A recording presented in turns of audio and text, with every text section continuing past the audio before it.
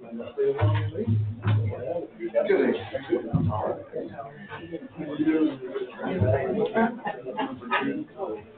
Or that. Yeah. Just let me hear.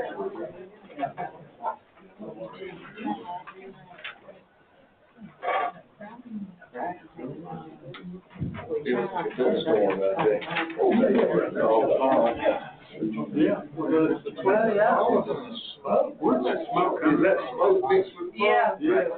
Where's all that? It's all the way back to Athens. It must be a controlled burn or something. It was that way yesterday afternoon. Was it? I took Kelly out to Harbor Hill yesterday afternoon because she had an urgent, and I'm a sucker for the granddaughter. Huh? Yeah. And so when out there, and I wondered, I said, the closer you got in there, the more the smoke was. Yeah. And then today, I don't know. Maybe it is a control burn. I guess. Off the drive for it. Right. They might have I didn't. Yeah. Dress them should be. Do we get brownie points for the only one who show up?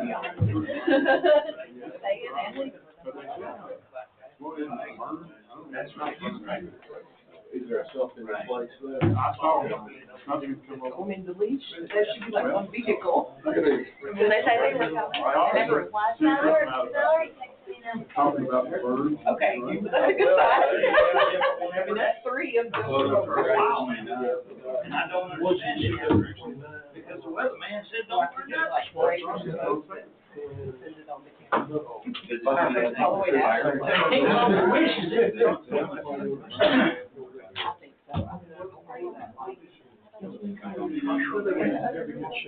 Yeah, I saw him. Yeah, we're all. There was a record.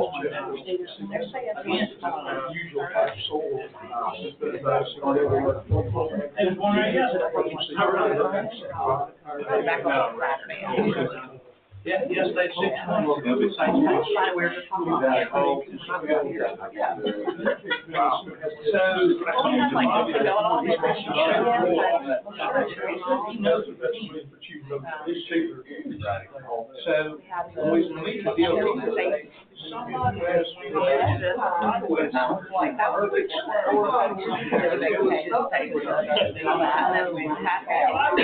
That would have been a good idea. We have to do that. Sure. If you. Yeah, it is terrible. And I've seen a lot of them where they slam and break. Well, they're being big, but nobody's got a plan to do that.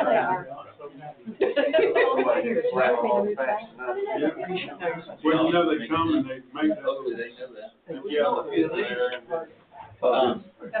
And then you get on those there and I think they've all got their phones. Right.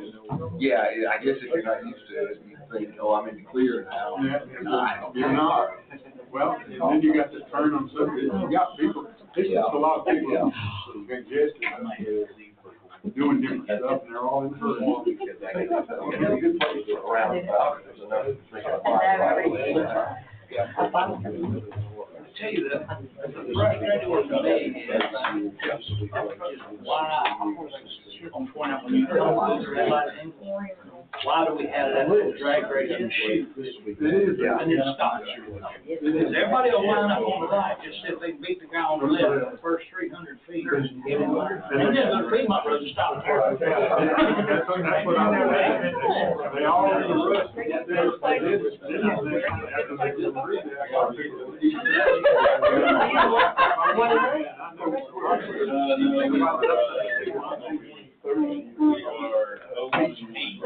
Like 45 till the passage. That's right. I see one car up there.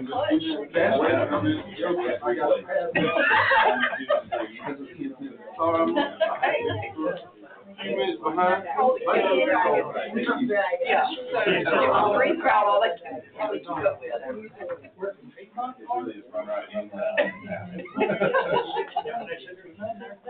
Avoid. kidding you. I won't keep right here on mine. Yeah, that sounds like winter. You don't get paid by the hour, do you?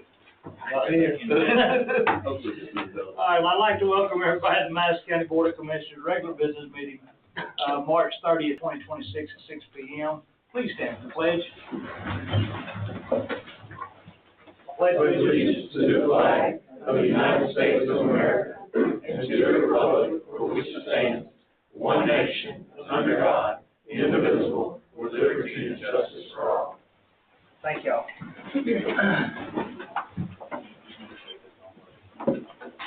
All right, gentlemen. We have the minutes from February 23rd, 2026 regular business meeting and the minutes from March 2nd, agenda setting work session. Take a moment, look over those. If you see no discrepancies, I will entertain a motion to approve. These minutes be approved as presented. Thank you, sir. I have a motion by Commissioner Chandler, second by Commissioner Adams. Any discussion, gentlemen? Hearing none. Commissioner May? Yes. Yes. Yes. Yes. Yes. Thank you. Business involving guest groups, multiple visitors, and again, I've said this multiple times, this is the best part of our job, is being able to recognize you students for such a great job. Christina, do you have it? Okay, I got it. Never mind, sorry. Commissioner Chandler, would you like to do the honors? With pleasure. First proclamation. Whereas, proclamation, Madison County High School FFA's senior livestock judging team.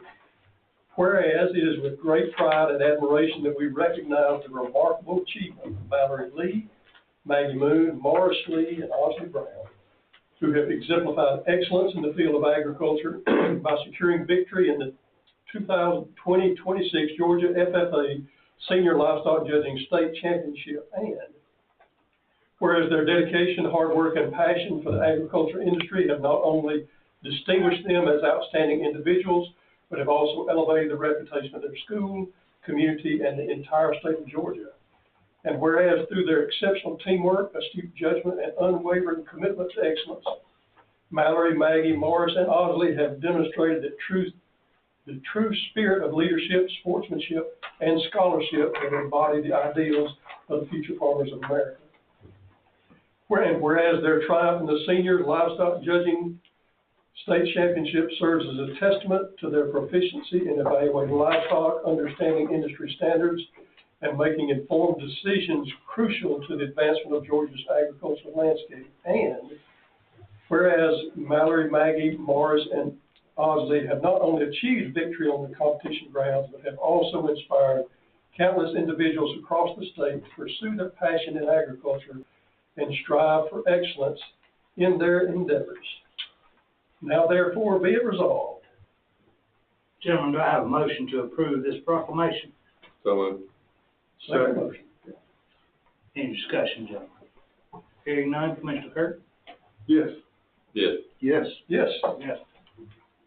We do hereby extend our congratulations to the Madison County High School FFA senior livestock judging team for their championship victory during 2026, as well as their dedication and commitment to FFA.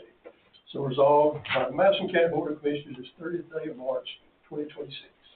Thank you, Commissioner.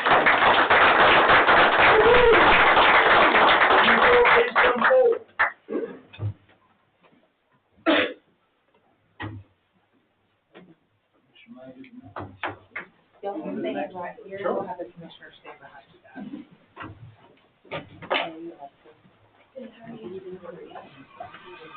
I like you. We gotta get one of them on way out there.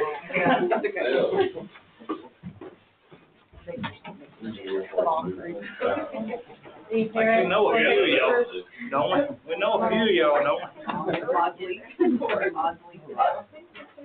We got one that's at least a dollar. All right, I'm gonna take one first, so 1, 2, 3. Now y'all can look at everybody else.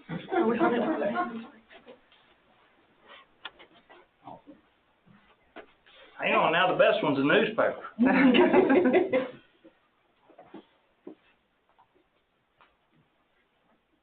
Great job. All right, Thank you great so job. much. Appreciate that.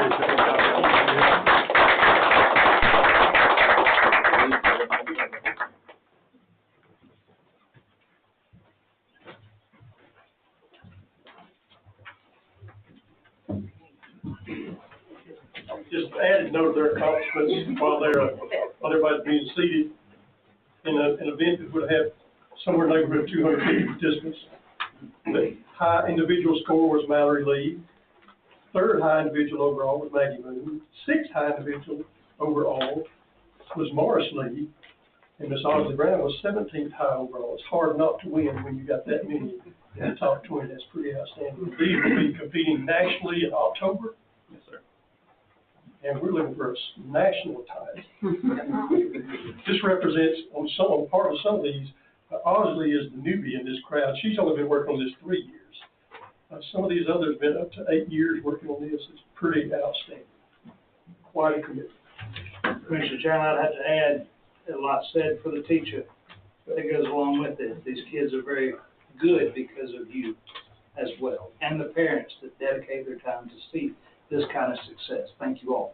A lot of miles. They've traveled all over the United States working on this, and it's everywhere.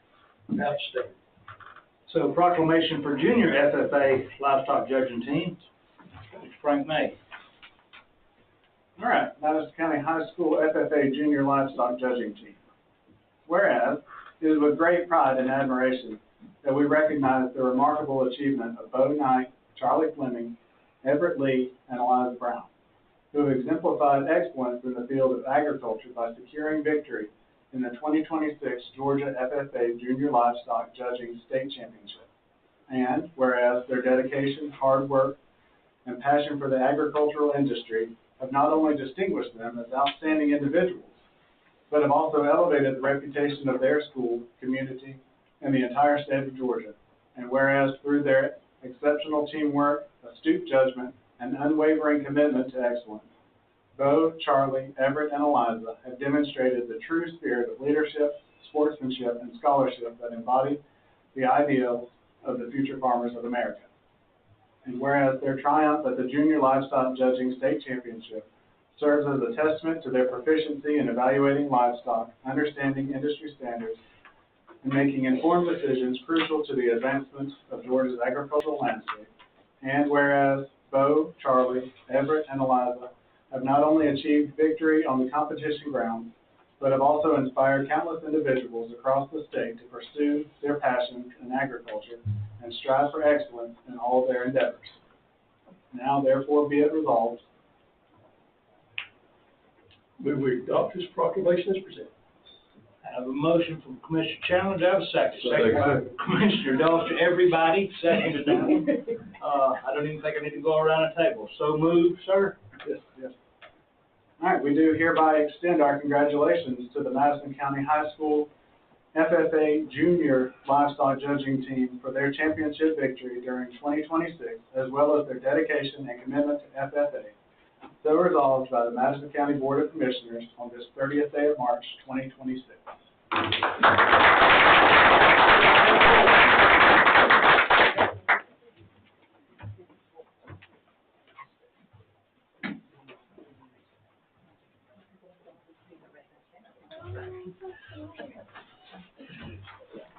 Congratulations.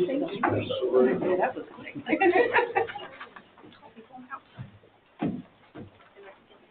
They always make the short one stand in the middle. Ready? Okay. 1, 2, 3. Moms, dads, and teachers.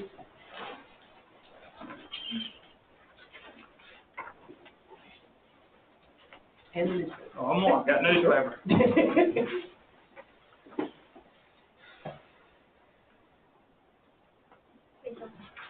Thank you all. Congratulations. Great job. Thank you very much. Congratulations. Thank you. Thank you, brother. Good job.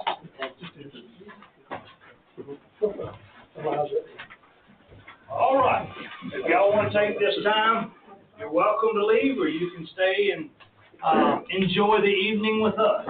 Wait a minute, before you go, Oh, motion, never mind, hang on. He's headed out the door. This team at the junior level, they don't get to compete nationally, but this age group from 6th to 9th grade competing, all these students are 7th graders, so they're competing against students who are 2 years old. Bo Knight was into high individual overall. Charlie Fleming, 5th high overall, Everett Lee, 8th high overall, and it's Liza only her second year, 41st. Again, saved about 250 or so. Pretty outstanding. Congratulations. Now you can leave. I know you had a long day. I gotta go coach flag football real quick. Yeah. So. Thank you, guys. Thank you so much. Yeah, thank you. Congratulations, guys. Yeah, congratulations. Thank y'all. Thanks, brother. All right, oh, yeah. Mike, whoever put those together, I don't know. You done doing it now? Yeah, I did. Is she? She's gonna bankrupt you. Yeah. That's okay. All right, so before I get in the chairman's report, Mayor Wyman's here, on behalf of Danielsville, but he has a meeting to start here in just a minute as well. So, Michael, would you like to come forward? I mean, we're on the list, but you'll be well into your meeting before we get to you. Just to tell us about Danielsville and the water tower thing from your perspective. Sure. First off, I'd like to say thank you very much for putting this into consideration. The city of Danielsville would be happy to take ownership of the water tower located at the EMS station. We believe it'll help us both. It'll keep up the maintenance of the tower. It'll keep the tower full of water. There'll be water readily available if y'all need it. I'm gonna let Mark Perry's also here to speak on it, and he can better explain how it's gonna benefit both of us. But, for my part, just thank you very much for the consideration. So, if you ever have any questions, you can call me, email me. Todd's got my phone number. I'm happy to talk anytime, about the subject. But thank y'all very much. Thank you, Michael. I hope you have a great meeting tonight. Thank you, sir. All right, chairman's report. I'm gonna start off with Chairman, you can go ahead and move that up on the agenda if you want to, since y'all don't. You got about 10, 15 minutes you can spare? Yeah. All right, with that being said, we'll skip chairman's report, come back to it, and we'll go on down to item number 9. So Mark has had a long day also. He arrived in Alabama on a 6-hour road trip at 10 a.m. this morning, so I'm pretty sure he's exhausted.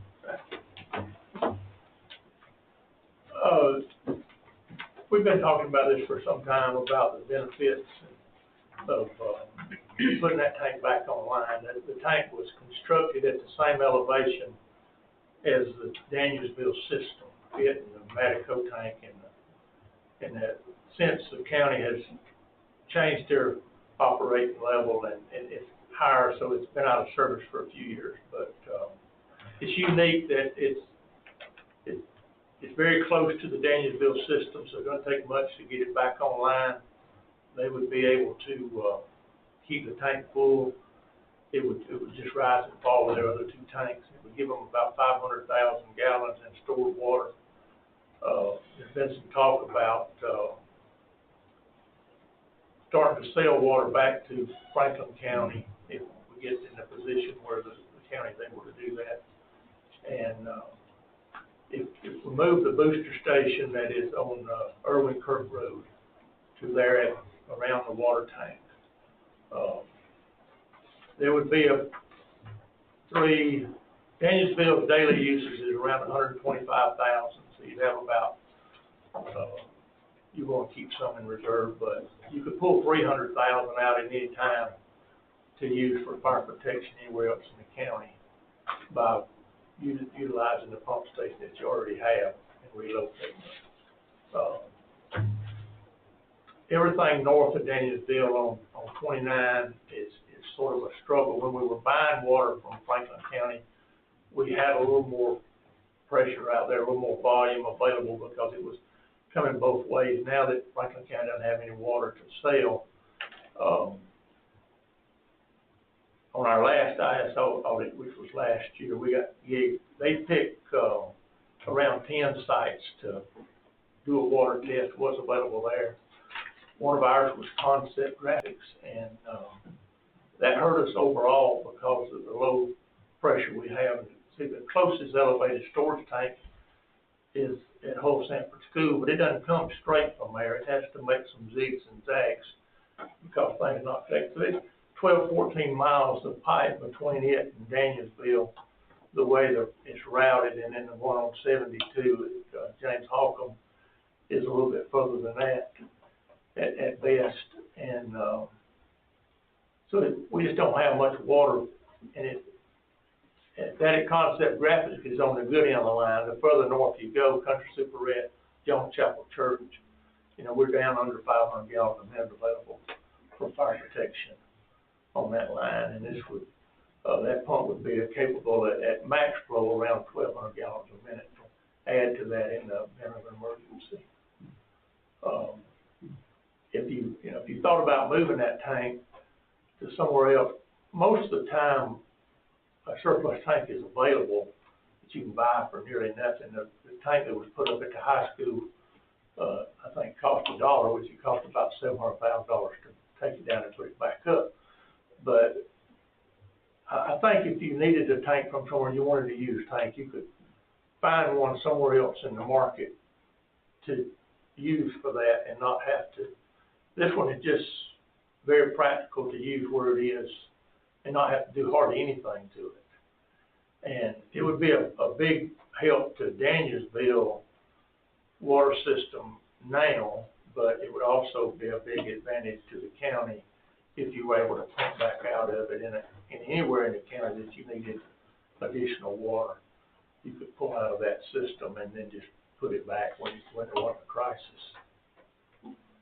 Is there any questions I can answer? I got one late this afternoon, and it was a very good question, is what would the mechanics be to make that happen? I know you said moving the pumps, which I knew about off of Irvin Kirk Road, to get it back into our system with the correct pressures. But we know there's about an 800-foot line that would need to be ran for the city.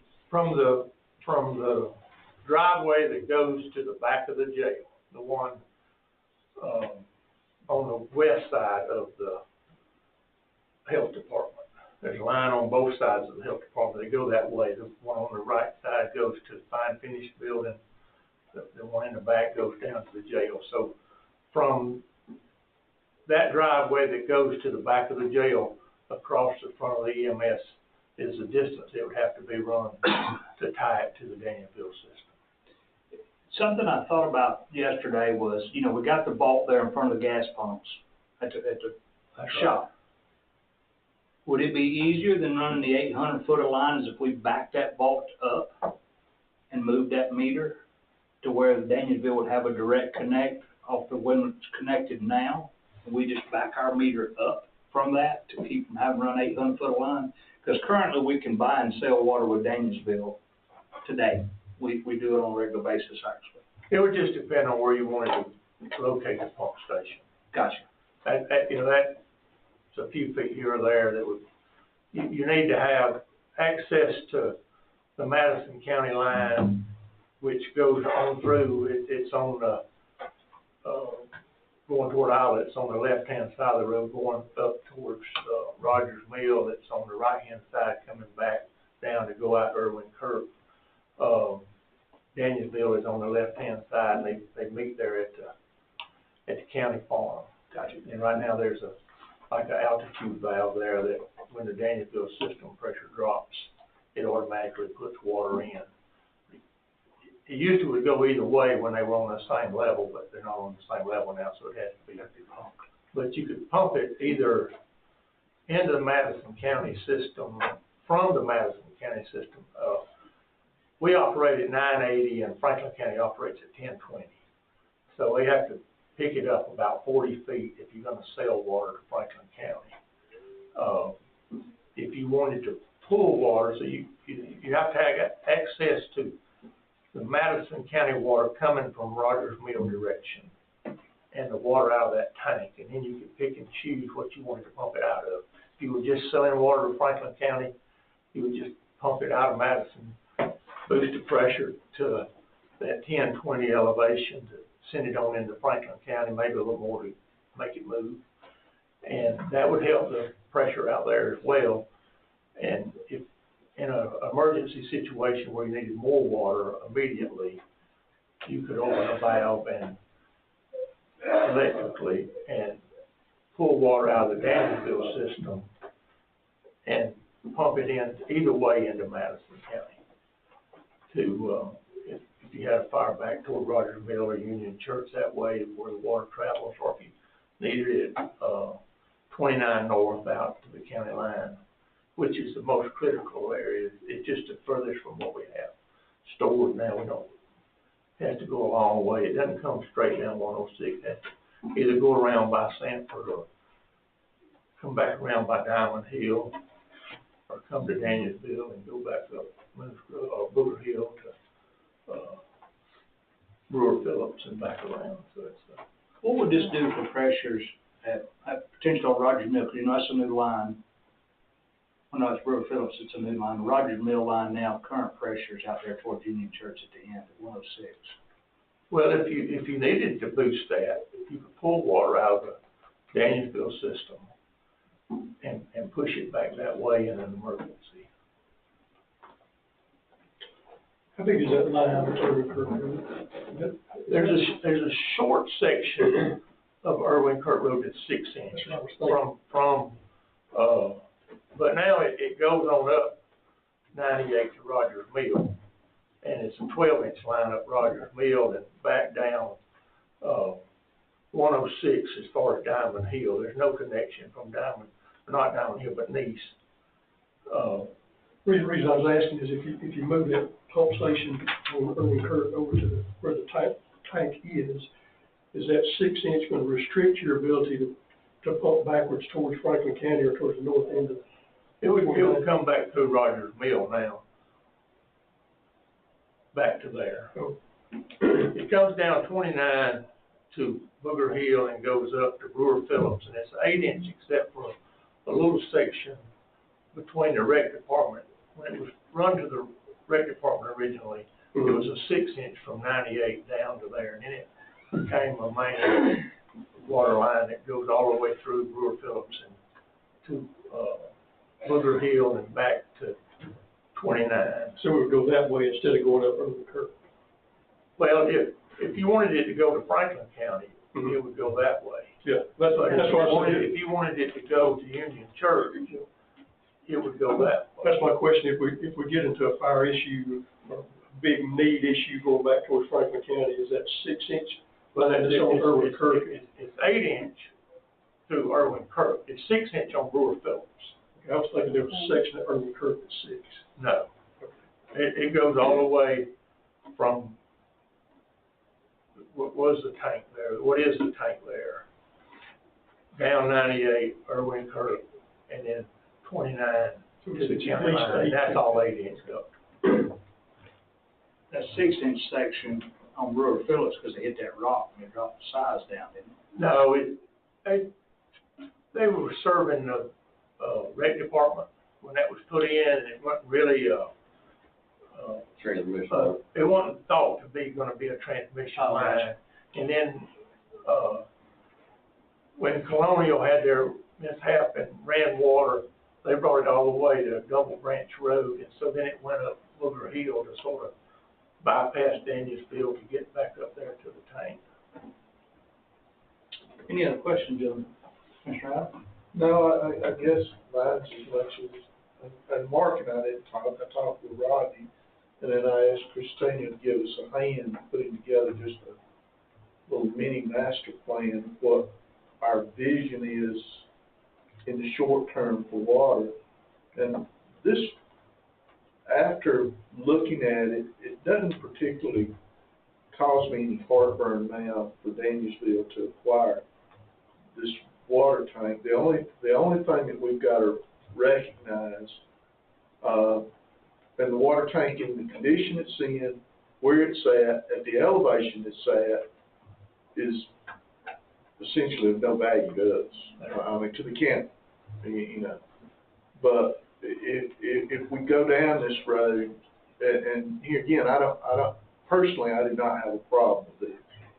But if we go down this road, I believe that we're going to be focused in doing pressurized zones and using pumps similar to what we have on Irwin Kirk and other areas in the county to supplement pressure and boost the gallons per minute that we could deliver in case of a development or a fire condition. And the other thing, because of the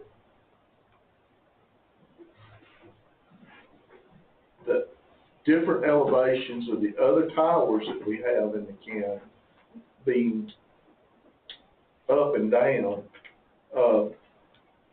Here again, ground storage tanks with pressurized zones is the direction that basically we're gonna be forced to go in now, because we're gonna have this discussion literally about every elevated tank that we have in the county at some point. The two elevated tanks that are online now, Whole Sanford School and Hoffman, and they're theoretically on the same level. So, Yeah, but they're the only two. That's right.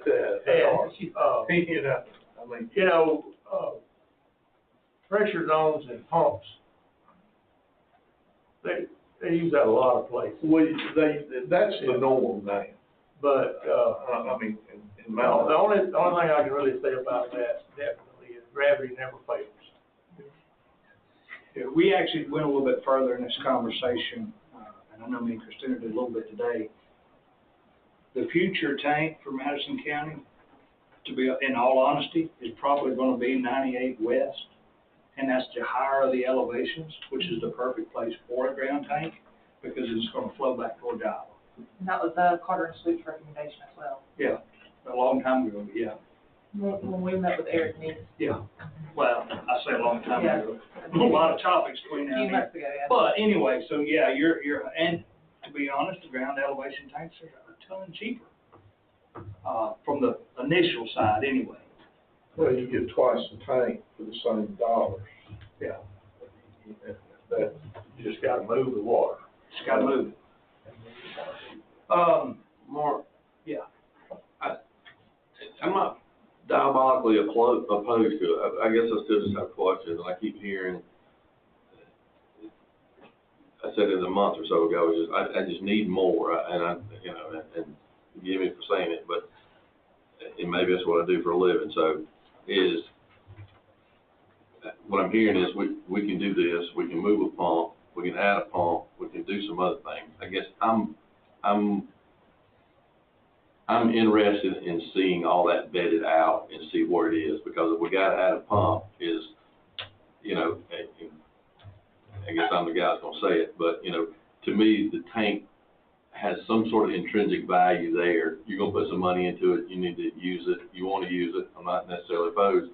What I'm saying is, if you need to go put in a new tank today, that, you're gonna spend $1 million on doing it. So there's a value or a savings there to participate. So somewhere in the ledger, to me, it needs to be acknowledged somewhere down the line, and with the values here, whatnot, if, okay, we give y'all the tank for $1, is it y'all gonna put in the pump stations that we need to move the water?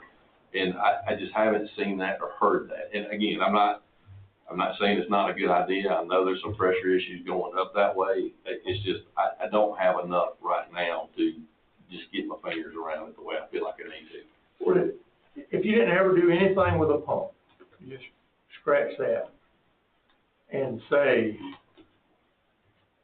if I could find a tank that I wanted to move and put it at 98 West at John Chapel Church, you pick a spot that you need a tank, then you could buy that tank.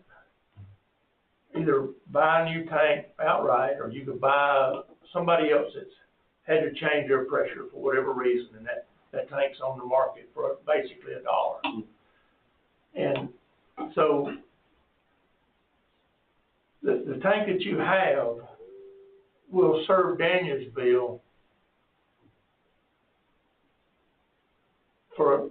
they'll give you that $1. I will. And then you don't have to do anything. They'll pay for the line over there. Now, if Madison County wants the benefit of 250, 300,000 gallons of water in an emergency, then Madison County wants to pump it.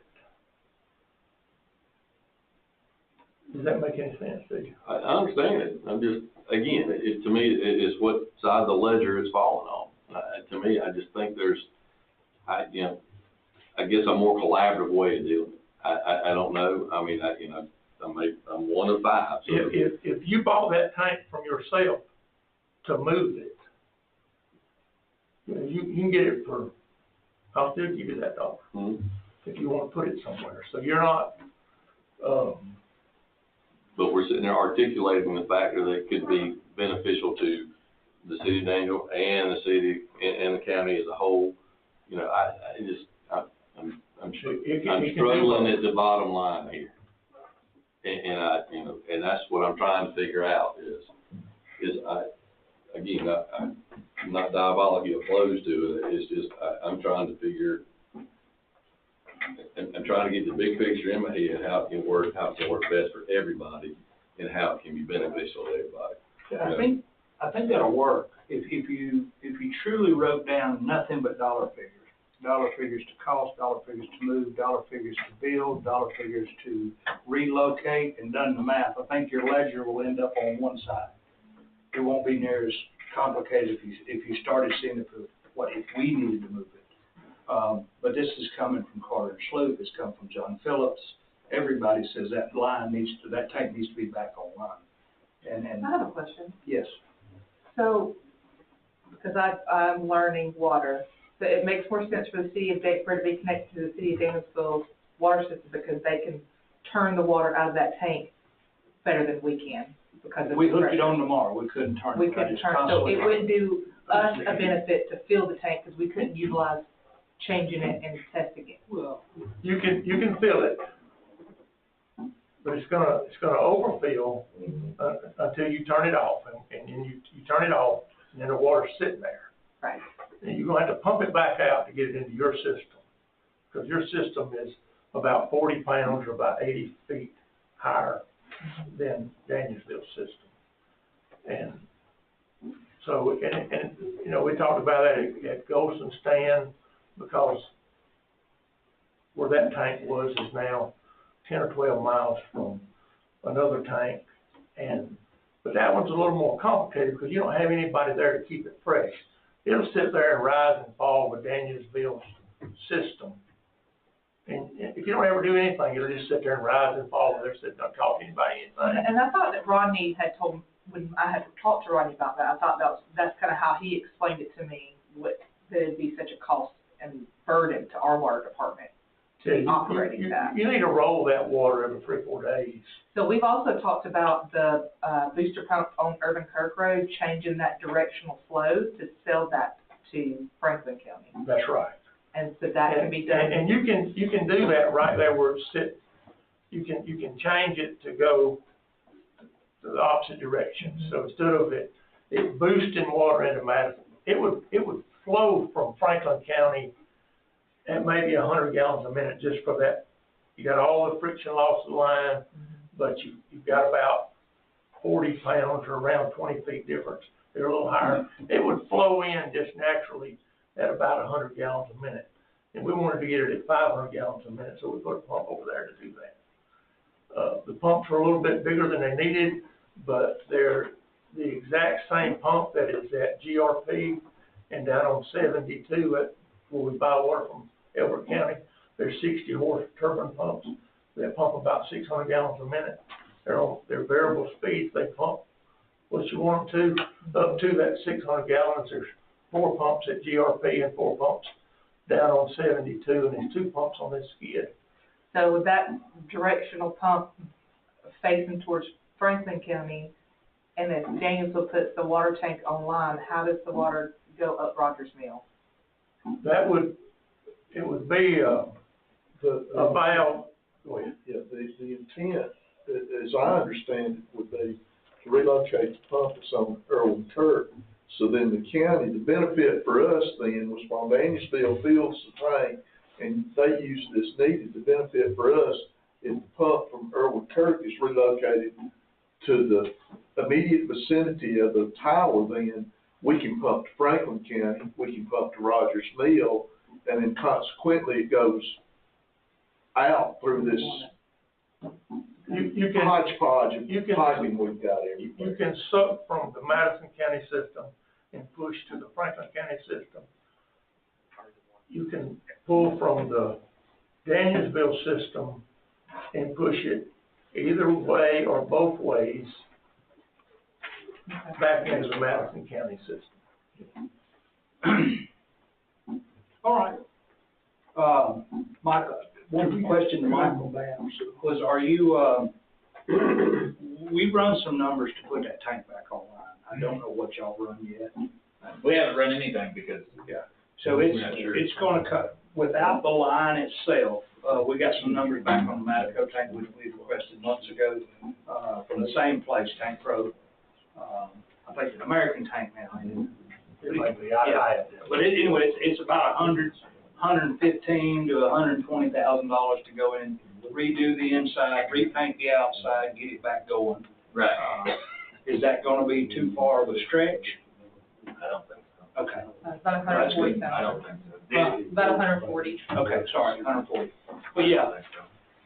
All right, and the other question you asked me the other day about the paving thing, I'm waiting on them numbers to come back. We asked again today. Okay.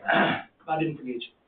One quick thing I'd like to add, pardon me, Mark, is this is also beneficial in, all the, future planning that we went through a couple of years ago. The ideas that the county and the cities in the county had is we want the cities to grow and the populations that don't want to live agriculturally to move to the cities. That is going to benefit the city of Danielsville in that direction also, and the county, to get, that we're going to be able to grow and grow our population and keep them in the city instead of having, all this housing spreading hodgepodge through the county. Just to throw that in there. One of the things that's a lot concerning for me, and Martin knows better than me, but I'll say it anyway, that ladder truck, Comer Scott, that thing pumps a lot of water. What is it, 1,700 gallons a minute? 2,000 gallons. We can't flow that through standard piping in a lot of areas in this county. There's some areas we can, but just very few. Very few. So anything in the air we can get in the air, that's the only reason Madico was even a topic, was because of being able to put one of those buildings up. That's really the only reason this is a topic, is to be able to get on out there further to Jones Chapel and get into Union Church. To use Danielsville as the crutch to get it there, it's a little bit unfair. I mean, it is gonna benefit Danielsville, but it's also gonna benefit us greatly. And one thing that I have to keep in mind, because I've been on the other side of this with the high school, you remember it well, Mark, with that tower, was cities are not the redheaded stepchild of the county. Those people in the cities pay county taxes. So it's not like we're robbing from the county taxpayers to give it to the city taxpayers, because they're both paying the same amount. Actually, the city, they incorporated. Incorporated a little bit more, I agree, that's incorporated tax. Just to be clear on what that one is, that's incorporated tax. But for me, and I really appreciate you both coming, and I do appreciate the board asking questions, because I probably didn't do a good enough job the first time. Because this started with IDA almost over a year ago, talking about giving it to Danielsville, and Danielsville had to say, are we even sure we can use it? And then we started saying, okay, can they turn the water over? So it's took a while to mature, but without these questions, I do, like Derek, I think it'll make a good, solid decision at the end of the day that'll benefit everybody. But I appreciate it, and you got a meeting to go to, you got to go, you can't be late, good one hosting it. I'm still good. Well, it's 3 minutes away. Mark, any other? It is on the other side of town. Do what? There's nothing, there's insurance on that tank, there's maintenance on that tank. We have, I don't know if So we can use that. maintenance on a tank's about $12,000 a year. Yeah, that's the. It's normally done about every 3 years, it costs about $36,000. Insurance on the tank is really hard for ACC to Clean it. Huh? $10,000 is just to clean it. Correct. The tank inspection and paint and cleaned is $90,000. Yeah. Yeah, but I was just giving you the high points, because they don't all have to be done all the time. Yeah, that's just, But the insurance part of the tank is a little bit tricky, because we've got so much stuff insured, ACCG could not break out like one single automobile of the 200 cars we got. They can, but they said it's really hard to do. yeah, because of, it's something to do with the way that building assets. Yeah, it's based in thresholds, and it's, Itemize any of that. So they couldn't give us an honest number. it could be $1,000 a month, and it could be $1,000 a year. That's exactly the answer we got from the insurance company, because you're asking for one piece of a great big box. I mean, I get that, the reason I asked that, and again, to Derek's point, so to know how this cash balance is, it'd be helpful to know exactly what we spend over the year, and if we don't have it, then that'd be that much we do not spend over the year, so is that $20,000 for 25, is that $30,000 a year? So if we knew that. I don't think that tank is on maintenance now. It's not. It shows. So right now, it's just costing you insurance premium. It's turning green. But for every day that it sits there with the condensation inside of what's in it, it's only gonna get worse. The price is only gonna go up. It's eventually gonna become a liability at some point. So, Well, at the end of the day too, in regards to fire hydrants, we touched on that just a little bit.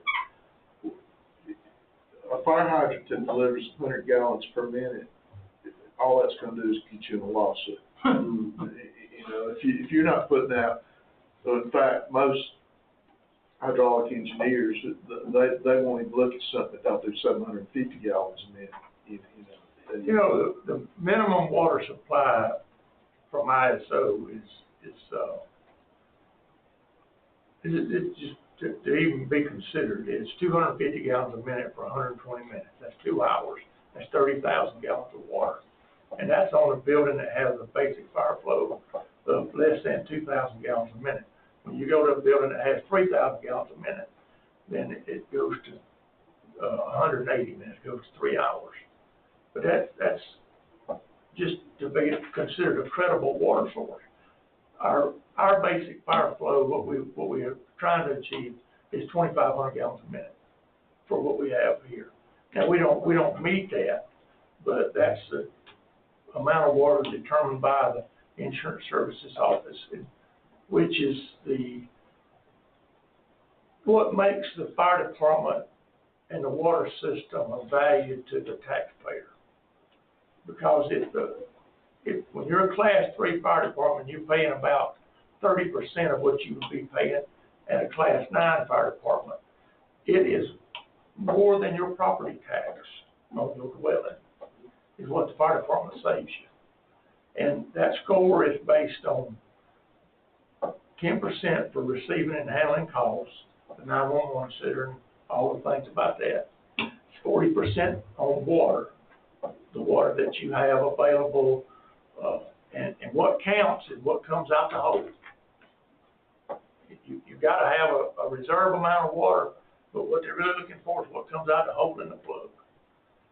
And because that's at the point of delivery, and that's working. And 50% is based on the fire department, equipment, training, personnel, the whole 9 yards. And you know, in Danielsville, we're Class 3, and there's less than 10% of the departments in the country that are better than that. And it makes a big difference to the homeowner. Tax bill and insurance bill don't come the same day, so we don't get all the credit maybe sometimes we think we should. But you go to a class, somebody's paying premiums on a Class 9 or a Class 10, and it's a lot more than their tax bill. do you think, in staying with the insurance thought process with ISO, what would that then look like at Jones Chapel or potentially up towards Union Church? Well, it's a very complicated. Okay, matter. I know, yeah. But it takes getting every point you can get. Okay. In order to achieve that 70 plus points out of 100, or 60 points if you're Class 4, and out here with no paid personnel, to get the number of people needed, the number of pieces of equipment, and the amount of water that you need, and receiving and dispatching that call in a reasonable amount of time. It all has to come together. But I can show you where it did have a negative effect on us because of the hydrant and concept graphics. That's just one that was picked out. You know, they send you a list of 10 hydrants and won't know what they'll do. And when we question our score compared to other scores, that was the one that was mentioned. I know Comer took a pretty sizable hit because Madison tank being offline. Well, Amongst It- other it things, has but it did factor in. When that 150,000 gallons of water was sitting 1,000 feet from the hydrant at 72 and Madico Drive, there was 2,500 gallons a minute come out of that hydrant. Now that water comes from 12 miles away down through there, and you got 600, 700, 800 gallons a minute. All right, thank y'all both. If there's no other questions from the board, sorry. Anybody else? All right, thank y'all both. We'll see what the emails come through in the next couple of days. We'll try to answer any of them. I'll make contact you directly if anybody's got any more questions. If not, I'll be back on the agenda for Monday week. So, If you need anything I can help you with, If you get you some rest. I can hear you. Thanks again. All right. Thank you. Thank y'all. Yeah, absolutely. Going back to Chairman's report, I'm gonna make it very brief, I promise.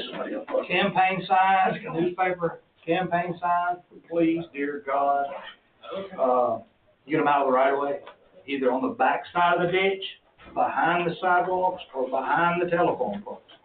We have received so many calls about people putting them on the white lines, and our mowing crew started today. So we're gonna have to get off the tractor and pull up signs. We're not putting them back for you, and I don't care whose signs they are. I didn't do that with my signs, and I don't think anybody at this table done it with their signs, because if we're running for office, we should know where our right-of-ways are. The state of Georgia, DOT, will have some of your signs, the county road department will have some of your signs, and the city's maintenance departments will have the rest of your signs. Nobody stole your signs, but if they're missing, go to one of those three places and pick them up. But, I've never had this many calls about signs being in the wrong place. It's very frustrating. So, that killed two birds with one stone because our grass cutting started today. Not just campaign signs. Oh, any kind of signs, the matchers for sales, the homes for sales, behind the ditch, behind the sidewalk, or behind the telephone pole. Telephone poles is your best indicator if there is such a thing. If not, assume everything is 50 foot from the center and you're covered. Which means you actually have to ask the residents, can you put your sign out? Yes. I think you ought to declare that anybody putting a sign up has got to clean up the trash on the road within 50 feet. We're going to the half mile per sign day. Yeah, all right, so, moving forward, man, shout out to Christina Baxter. She pulled me out of a clinch last week, with the state of the county, and my phone blowed up right after that, and for several days after that. Christina, thank you for hosting the state of the county on my behalf. I know I ran up just long enough to tell everybody I had to leave, but I assured them that they were in good hands. I just didn't know how good a hands until after it was over with. And the calls that I got, and the board received them, some of the public has even commented about calls they received. Great job, so prepared, well delivered. It couldn't have been better. And thanks to the Board of Education, I keep saying this, for having such a beautiful facility, an adequate facility for the uses it's intended. Amazing job. The Chamber of Commerce for putting on the largest state of the county that I have seen in 5 years. And that was a lot of people in that big a space, and it looked full. I don't think the old facility would have held it at the Board of Education, not this one. Probably several hundred people there. A lot of good speakers. David was one of them. Thank you on behalf of the IDBA, Cindy Jones, Dr. Goodrow. It was a fantastic day. If you did not attend that, you missed out on something. Somebody said it may be going to be videoed. If it is, we'll put it on the county website for you to watch it, because there's a lot of information in it. I can't say it enough. I couldn't do this without you, but I appreciate you. Now, yeah, no, good. I'm done. Chairman report. I bragged enough. You got a few flyers in your, packet. Oh, sure, yeah. Spring tire amnesty, April 1st through April 30th, Wednesday and Friday only, we are the #1 county in Georgia for recycling tires. That's 4 years in a row.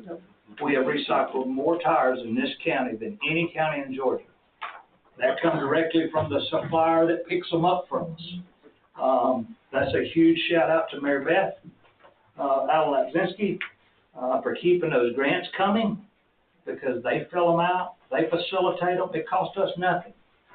If you're not taking advantage of this, shame on you. If you know somebody that's not taking advantage of it, call and let them know. It's free. Thanks to the Sheriff's Department for assisting us loading all these tires. We average about 5 to 6 transfer trailers per year, stacked from top to bottom, front to back. It's a well-oiled machine. So they're taking up to 10 tires per citizen. No rims, no large heavy equipment tires, no businesses. These are for individuals. The spring recycling event here at the government complex will be April 18th, 2026. I have a copy of all these flyers. You see them online there in case the newspaper wants some of them. Advantage Behavioral Health. They have took advantage of the parking lot out here now. I know of 2 days last week. They were out there. Great looking vehicle. Great services. Please take advantage of those. If you don't know what that is, please look on their website, advantagebhs.org.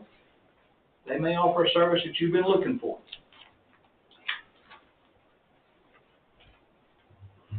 I don't know if I want to go back. Yeah, that's just, it's just a It's just, fact sheet. That's just a fact sheet leading off first. It's still Advantage. Yeah. We're very lucky to have a partnership with Advantage, serving all the various departments that they do. But we're going to move on to statements and remarks from citizens on tonight's agenda. Do I have anything? Yes, sir. Okay, yes, sir. Go right ahead. David Curie, Come on, Canolas, you can come on up behind him. 76 Manwin Court Hall. I want to take this opportunity to address Commissioner May on behalf of the Bryce Landing subdivision and indeed all of District 3. I'd like to thank you for your service and for your representing us. You've made us all proud, and we're sorry to see you go. I do want to talk about the ordinance for 7.10, the PUD, but I decided because agenda item 7, y'all will discuss it, y'all may answer some of my questions about that. So I want to defer my comments to that. And I have some other questions that they come under agenda item 16 or so that do not relate to the PUD. Okay. Well, first off, thank you for recognizing his efforts. It's going to be a sad day when they both leave. Frank May has done a stellar job. Smartest commissioner. By far the smartest one, because he keeps his mouth shut, unlike the chairman. Well, I actually think y'all all do a good job, and I'm proud of all of you, but he represents District 3, which is our district, and I have no complaints. Thank you. That hardly never happens. Like, really? That never happens. Yeah. Well, actually, and congratulations to Derek, because he run unopposed. Yep. So, good luck, old boy, you can put it 4 more years. I don't know if I, you might be the craziest person in the district, All right, go ahead, Mr. Scott. Not the smartest. Well, on the public hearing, I just didn't want any miscommunication. I see that on tonight's agenda, but I think in the planning and zoning, we announced that the public hearing would be April the 6th. Oh, okay. Well, I wasn't aware of that, but okay. What was the advertisement? That's what I'm looking at. Advertisement ran for March 30th. Okay. That the Board of Commissioners will hold a public hearing on March 30th at 6 p.m. Okay, I just didn't want there to be any miscommunication, because normally we announce that the public hearing will be after the first Monday, after the planning and zoning presents their recommendation, and then the public hearing is held. So I just didn't want any miscommunication with the citizens, in case they wanted to be here. I tell you what, Canellis, what we'll do is, we will, No, what I was gonna do was just talk amongst the board as far as if there's anything in it, they may wanna hear or change, and then we will hold the public hearing on the sixth. Well, Well, you have to re-advertise it. Yep. I'm not recommending anything, I just do not want the citizens to have miscommunication. Right, well, the ad is what's legally required, We and have there to was. hold the public hearing today, but you can postpone your vote until April the sixth, but you will hold the public hearing today. I think that's what I was trying to say. But, so when you do that, you're not, the public has already missed their opportunity to speak for April sixth. Gotcha. There was no one at the planning commission spoke, I don't think there was even anyone at the. I understand, but it's also video, Right. and the public also, gets that commission. So I just didn't want anybody to think that we miscommunicated something that we were just going by the norm. Gotcha. And I wanted to make sure that did happen. So, I'm not saying that. No, yeah. And I didn't think you all were gonna take a vote until you got the recommendation from the planning and zoning anyway. Correct. So we will vote on the April sixth. You do have a recommendation, I thought. Yeah. Y'all made us a recommendation. We voted, but we haven't presented it to you. That's correct. It only come out of. No, that's what you were here tonight for. No, sir. I didn't even know this was on the agenda until I picked it up. Yeah, we normally don't hear, that's we don't not hear why I'm here. zoning until, we don't hear zoning. No, okay, so we always hear rezone and variances the first Monday of the month. Correct. Anything else to do with P and Z, the BOC can hear it whenever we want to hear it. We will post a public hearing on whatever agenda, on whatever day of the month y'all want to get together, we will do a public hearing. But rezone, because of the application process, is always the first Monday of the month. That is how I have always ran P and Z from my desk for the last 6 years. Is that correct? Yeah. We can do it whenever, as long as we can advertise. Yes. That's right. All right. Just a little miscommunication. No worries. We got it. Okay, But no, thank you for catching it anyway. I'm not here to throw a monkey wrench in it, I just want to make sure that we all are riding in the same boat. Mm-hmm. Well, we're about to open a public hearing on that as the next order of business, so Yeah, we'll hear- y'all can both speak again. We'll hear your recommendation. All right, so we're gonna enter the public hearing, consider amending the Madison County zoning ordinance, section 7.10 PUD zoning district. I guess before I say anything else, Mike, I saw a late email clarifying a couple things. You want to just put it in perspective for us, what the changes that you proposed in this ordinance? Sure, yeah, so I made cut two adjustments today, one just typos. So this proposal is replacing what's currently in the zoning ordinance and has been there for many, many years and never been used. 94. Never been used, yeah. With, the plan unit development section from the draft, new zoning ordinance that's not here yet, but it's from that draft. I adjusted it to fit our current zoning ordinance. That was one of the changes I made today. There were 4 references to the UDC left in there that I changed to zoning ordinance.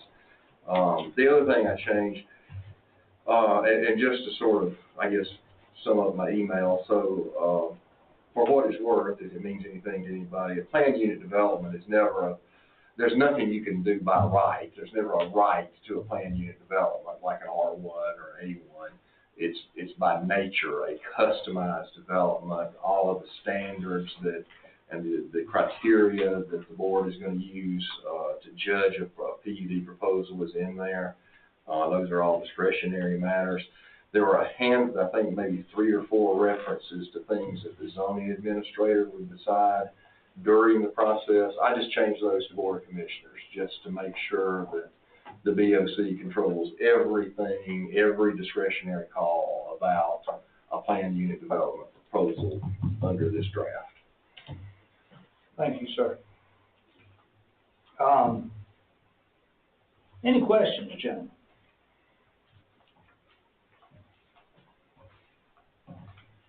I believe internally, we have talked a lot about a PUD and how helpful it would be for certain situations that we get before it even makes it to the application process. I know you've helped a lot of those, even just when they go to fill out an application, how to utilize that and do that where it makes the most sense. So I do think it'll be extremely helpful for our department because we're just getting more and more of these unique situations and rezone requests. Is there a excuse me, go ahead, those. I do have the minutes pulled up from the PNC meeting as well for our recommendation. Well, since this is a public hearing, I will come forth as public. That's fine, absolutely. Let's go ahead and present the recommendation of planning and zoning. Yeah. Right. Okay. Well, the recommendation of planning and zoning, after much discussion, was to recommend now. Okay, what's Just to make it very simple. Okay, and, my comments is along with, I guess, what the planning and zoning commission. There have been several other issues that came before this board, to be changed prior to getting the final draft. And we have recommended in the past to postpone those and wait until we got the final draft. And the planning and zoning felt like that this fell in the same category. Yeah. That it did not need to be put forward ahead of the draft that we have asked these people to present to us. That was one reason for the recommendation for the now. The second was that we felt like it was a big jump to go from, I believe one part of it says 100 acres and the other part says 50 acres, to go from there to 10. That's quite a huge change. I, for one, speaking from a public point of view, I believe that this falls under the category of if we denied those others, that we should wait on this one. What makes it any different from the others that have been brought before this board? So there's never been a PUD brought before. Not a PUD. Yeah. There has been other issues. R1s or A1s or ARs. There were other text amendments. Sure. So, I'll try to help you with that. And I'll be honest, I'm pretty frustrated that we don't already have some results in hand. Well, we are too. And, but I'm not gonna go into that tonight. But I gotta start somewhere. And the IDBA and the Board of Commissioners is committed to bringing business to the county, and we've gotta create locations for it. As far as the 100 acres, in 1994, 100 acres, it was still 100 acres, but it was a far stretch at the development rate they were in 1994. Now, to think 10 acres is a huge jump. It is, but it's not, because 100 acres should have never even been reasonable in 1994. A PUD could be 100 acre, it could be 600 acre golf course. That's what we actually talked about early on, is that's how a golf course should have went instead of a split rezone. But it's much more certain. And to try to help the businesses coming to the county, a lot of those businesses, if you look at all of Madison Park, most of those are 5 acre lots. Most every one of those manufactured. SMI is sitting on about 12, but that's 3 different locations. So to think 10 acres is way too much of a jump. People can't really envision what you can put on 10 acres. There's a lot of square footage in a 1 acre lot. And if I'm trying to support my electricians, plumbers, HVAC guys, automotive mechanics, and they may own 7 acres, their house is 2,000 square foot, they got 43,000 square feet to deal with. You got these extra acres, a house and a business coming before the Board of Commissioners to see if the right placement is correct. That's not really unheard of. And when you deem by your comprehensive plan that your state highways is your main corridor for industrial and commercial retail spaces, it would not be inappropriate to have a house sitting on Highway 29 at Diamond Hill and then right up from it become a gas station as a pub, if it's the same guy on the boat. So having the power to come before the Board of Commissioners and the P&Z for a potential rezone and not let it be just falls under it as an ADU is the contributing benefiting factor to make this work. We still control it. But I do agree with you. To put this one in front of the rest of them, there's a lot of interest and a lot of land for a lot of businesses right now. And everybody I'm talking to is looking at 4 and 5 acres. Okay. So I'm just trying to give you the reason why we're making that big I jump. understand and I appreciate you. Yes, sir. You doing that, Thank you. but still, the fact is that we have something in process that should have been done 6 months to a year ago, 2 years. It's not happening. And to put this one in front of the rest of them, to me, just doesn't cut the mustard. You're right, but in all fairness, we've derailed that train plenty of times ourselves. We asked a company to do a job, and we've changed the direction about 4 times with them. Maybe not completely off, but we've added a lot to it. There's a lot of times we ask them just to, hey, we got a vote coming up on this, look at this one. So they'll stop doing that. Correct. So it's not all their fault. Don't get me wrong when I say And this. you are absolutely correct. Yeah, I'm just frustrated with the situation. We need businesses, but we've always needed business. And The good it's no part more is, critical today than it was yesterday. there's a difference, yes, sir, there is, sir. And I'll tell you why, now we got a team of people going after them. And I'm through. And I appreciate you. Public hearing. Okay? All right, thank you. Yes, sir, public hearing, we're gonna wrap it up, come on. So you're opening the public hearing now? Sort of, kind of. Hopefully that was. I did at the beginning, that's why I said now we're gonna go into the public hearing. Okay, I missed that part. That's okay. Go ahead, sir. I guess I'll get back to what I was gonna say. As to agenda item 7, which is the PUD ordinance, my understanding of the definition of a PUD is that it's a mixed-use area designed with commercial and other functions along with an HOA, homeowners association, and POA, property owners association, as part of it. That's why I'm interested, because it's HOA. This new county ordinance, section 710, seems to address only PUD designated areas, and I want to verify that is the only intent of the change. Surely it is not intended to require a new HOA subdivision to meet the 2 of the use mix requirements specified in section G. This requirement would be a disaster for HOAs in that it would require either retail, institutional, office, service, or active recreation be part of the subdivision. If active recreation were selected as the second required major use category, which would be the only category that actually approves a community of strictly residential homes, it would greatly increase the cost of maintenance and insurance for the community, thereby increasing the cost of annual membership dues. Also, the lowering of the minimum acreage would have an even greater impact on the residents, as the cost distribution would be divided amongst fewer homeowners. My hope is this change is meant only for PUDs located in designated PUD areas and not for true standalone HOAs or planned residential associations.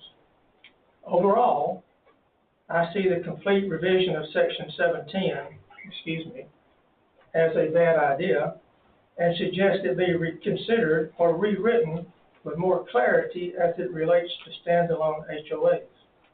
In addition, I have several questions which may be answered in the general discussion of agenda item 7, and they were. Are there any PUD zoned areas in the county at this time? None. Is there a pending request to establish one?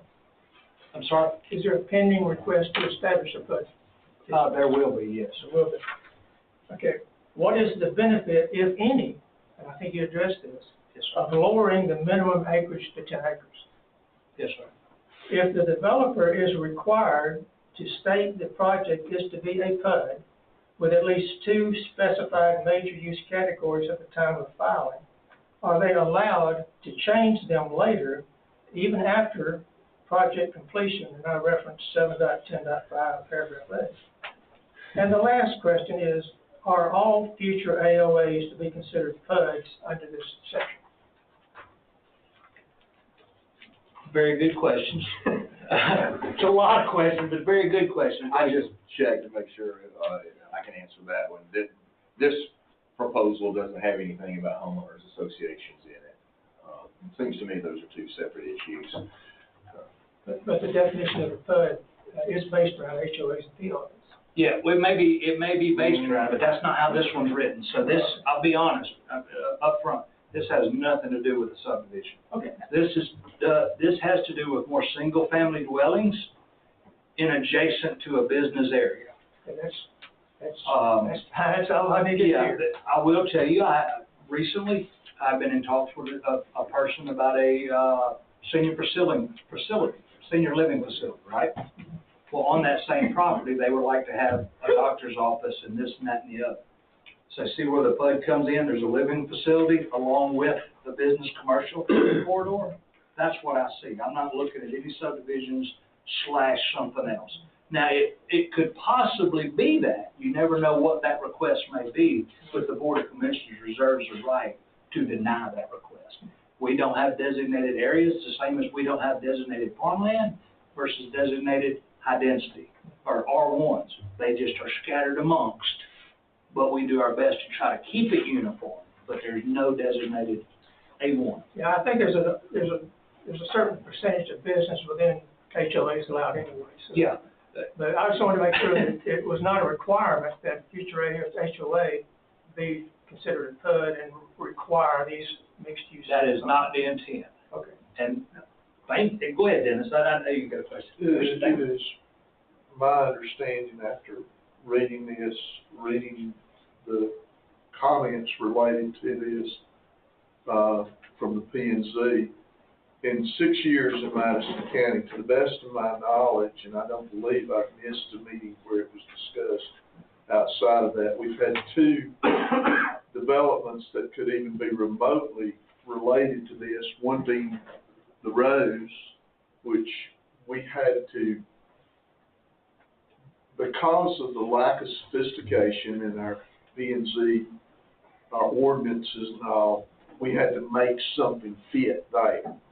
The other development that's been even remotely close to a PUD would be what Mr. Bean has done down on Highway 72, where rather than attempt to develop with turning lanes and that type of arrangement off of Highway 72, and forgive me, I forget the name of the road. There's I think, something around yeah, there. that just loops around and comes right back in, and he basically owns, here again, I'm working off of memory and I'm an old man, 2 businesses on this end. There's a couple of areas right in the center of the property where there are existing residential modular or mobile homes there now, and the potential for a 3rd or 4th business to be constructed on the other end. And there was some comments made at that time that he may consider removing the modular or mobile homes and there being like 4 homes placed in that area. 2 things happened here. Number one, it falls under our count for major subdivisions without reservation because there is water available there and there is access. A concern of this board in the past has been limited access to a property or a development. Well, he has the 2 access points off Highway 72 with a center that comes in with the homes around it with businesses on both ends, which doesn't have to impede access to the residential side of it to do it. I think what some of your concern may be is something that we see a great deal related to my business in Athens, Clark County, where there are multifamily or student housing complexes, and Athens Clarke County reserves so much on the ground level of those with street frontage related to retail, business, restaurants, whatever. I cannot imagine the draft that has been put together here ever being misconstrued to be applying to something like that in Madison County. I mean, it would really take a stretch of the imagination to see that. I think actually the Rose Golf Course is a good example of the thing. Well, it was a great example. But we simply had nothing in place at that time. Yeah. I know you were using PUD as a zoning code, but I couldn't think of anything that met that code. No, and let me say further than that, the Rose is developing, it would appear to be developing at this time as being two distinct entities that happen to be on the same property. Because in the preliminary plat that was presented to the board a couple of months ago, now there's very, very limited access from the residential side of the Rose, including the short-term cottages, per se, to the course themselves. I think the connector there now, and I may be wrong, but I believe I'm correct in this, the connector between those two things on that parcel is a service road and also basically a golf cart path that will connect the two. So if we had approached it as a PUD at that time, now it would not be with the direction that the developer is taking it. And that's a financial decision on their part that is necessitated by the business that they're in and what the economies are now. So if their financial fortunes changed under this new 7.10, they could change their major use to more accommodate what they think is productive. But it would take a rezone and all that. It would take a rezone to do that at that time. So you'd have to zone within the PUD. That's correct. All right, Great question. Let me, yeah, so the Rose would never be a PUD unless they rezone it to a PUD. Yeah. That's right. So I was trying to figure out sort of how homeowner association came in. There's a couple of other acronyms in here that are important, and that may have been part of the mixture, but, and I always do the disclaimer, I'm not a planner, but I end up having to try to Play one of play one, yeah, play one on TV. So,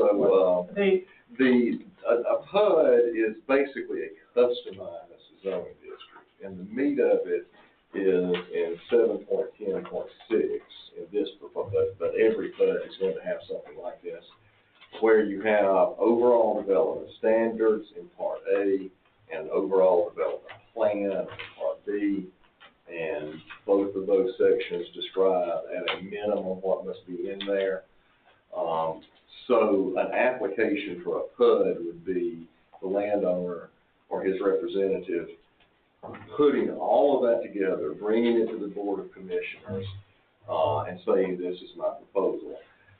I thought about this, but I think the trade-offs are worth it. Keeping all the decision-making at the Board of Commissioners level, it would probably be a lengthy process, because there would be an initial proposal, the board would talk about, the applicant would go back and take those suggestions and come back, and it'd probably take quite a few months in the cycle, but that keeps the control here.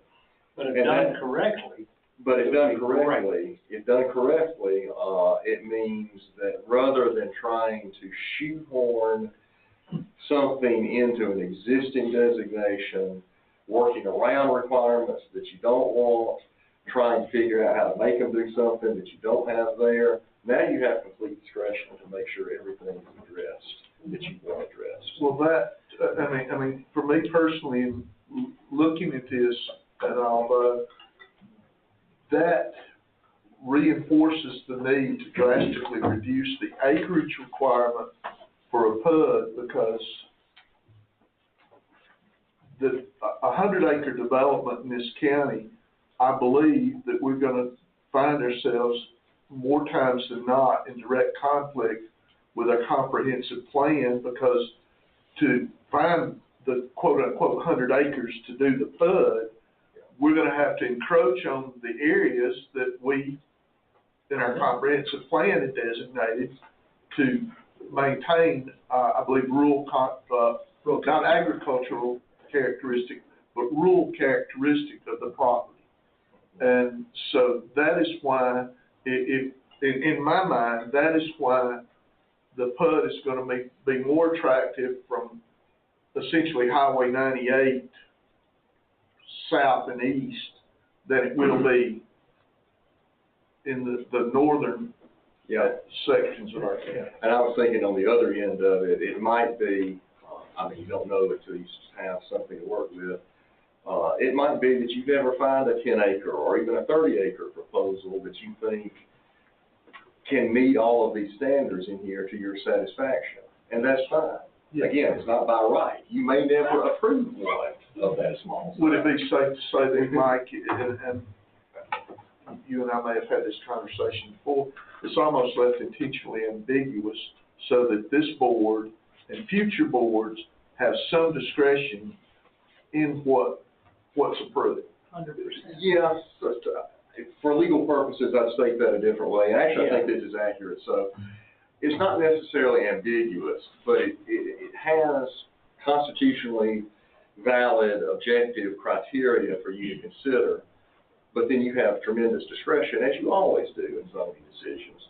This applies that discretion you have on rezones to all of the details within this zone, because it's a custom zone. And so it's defensible on your So part. it's much more defensible. Now, that said, and again, really getting outside my area of expertise now, as not being a planner, but from what little I know, I don't think you see a lot of PUDs in any jurisdiction. It's a niche tool. It's targeted. It shouldn't be the first or third call on anything. Yeah. But once in a while, you're going to need it. Just like I had that same thought about the Lowe's. It ended up not really being that. To Canolus's point, I want to justify this because I just heard it and I forgot about saying this. What would worry me on a 100-acre PUD was how much of a door that you're opening up that would affect so many other things. If it was partial residential, but on 100 acres, that's 50 acres of potentially R1s, what that's going to look like for the school. You're more limited to specify the acreage. At 100 acres, you're asking for a lot with an open door process that you don't necessarily get control of once it's approved. You don't know what may come into it 3 years after the build. Yeah, well, That's what would scare me the most on 100 acres. I think if it was a 100-acre HOA, that's one thing. If it's a 100-acre true PUD, that's something totally different. Yeah. I have other questions, but I'll wait till agenda item 16. It has nothing to do with PUDs. All right, thank you. All right, so we're going to move on from that one. If there's no other discussion on that one? I do have some questions. Was everybody's perception of what a PUD is different? This didn't, my perception, and this is way back when the ordinance was really done, was an arrangement or a design where you're going to have multiple uses. But most of those uses are designed to serve, say you're going to have mixed residential and business, and those businesses there are designed to serve the residences that are created there. So you're probably talking about maybe an apartment complex or a fairly large residential development, then there's going to have like a doctor's office and a pharmacy specifically designed, not exclusive to, but designed to serve those that are there within it. So this doesn't specify that it has to be that. Do we want it to be that? I don't know, but it doesn't specify that it has to be that. One question that was coming up in my mind as we were discussing this, so how does the public hearing process occur? So is it our regular public hearing process to recommend and potentially grant a PUD on a given acreage, but then there's no public comment after that point. It's just strictly between the applicant and the commissioners. That there would, yes. So all of these things, including the ODS and the ODP that I was just referring to, are part of the application. So then there'll still be that hearing process after all of that. And again, I guess that's why there were some things here given to the zoning director, as it calls it, the draft UDC, to do a lot of that negotiation and make some of those calls so that by the time it got to the Board of Commissioners level, it was, you know, ready. It was a finished product ready for those public hearings. And if you want to go back to that, that's fine. I thought it would probably be, and again, none of this is, I mean, this wasn't my idea, and I didn't draft this, but I was trying to just address some of the concerns I'd heard. Right, I'm just trying to get understanding how it would potentially work. Yeah, you know, if this ordinance became part of Madison County's zoning ordinance, or this section, and I wanted to do a HUD, I think my first trip would probably be to the chairman's office as well as the zoning department to get some recommendations, put things together, and then I would ask to be on the agenda to just discuss it with the Board of Commissioners before I submit my application. I'm just sort of That could be a internal process that could be recommended. Yeah, it could be, yeah, exactly. But I definitely don't want to leave up any discretion. Now, granted, there's times I wish there's discretionary measures for planning off, but this ain't one of them. Yeah, and again, I mean, under this ordinance, an applicant could decide I want to do all of this on my own and just file my application as a finished product and see what the board says. And they can. I think that probably decreases my chances of it being approved. And the third question I have is very much in-house, and we discussed this several times.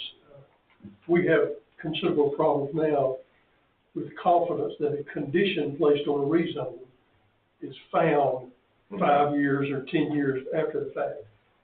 Where are we potentially, in the absence of a planner, where are we potentially in this process?